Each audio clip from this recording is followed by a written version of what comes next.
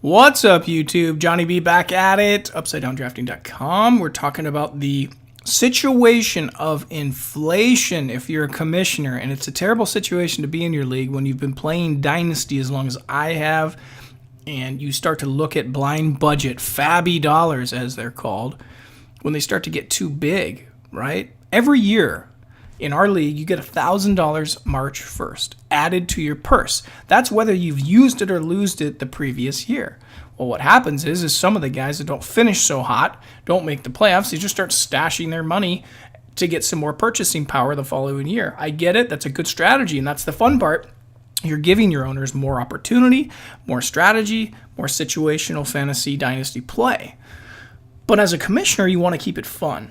And you want to make sure there's some tried and true rules that are going to at least, curb this hoarding mentality. So how do you do it? I gave you the coupon idea last time. Here's another one. Listen to me here. You start an auction, and you start the auction on the 3.13th pick.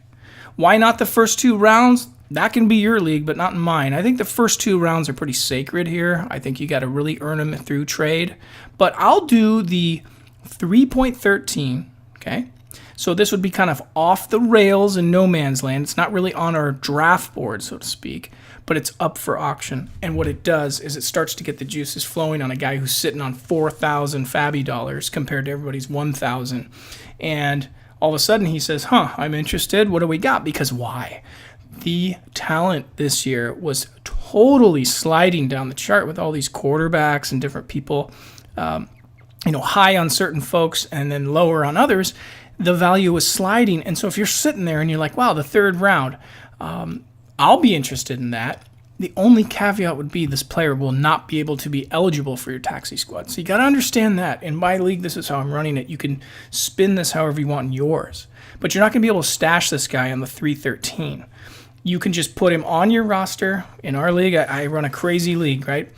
53-man roster here. We start a whole bunch of guys. We start 25 of those, and we have a crazy taxi squad. But we love providing more for the fan base, the dynasty guys in our league, so that, hey, now a guy that we're worried about inflation has an opportunity to say, I got more money than all these guys. So, yeah, the bidding started at $2,000. Well, I got 4, he says, right? So, boom. He wins the bid, he gets the player on the 313th, and everyone's happy because now his FABBY dollars, blind budget, have decreased and kind of balanced out the league. He got a player. He stole a player in a lot of people's mind because, the third round, there's still a lot of salient talent that falls. Again, do it however you want. If you want to do this in the first round of your league, go ahead. But it is a way to curb this sort of hoarding of fantasy FABBY dollars, which people get really worried about year 5, 6, year 7, all the way to year 10 of a fantasy league, because as you keep adding, the monopoly money, every time you pass go, you get $1,000. That can add up quick, especially to the teams that don't do so hot every year.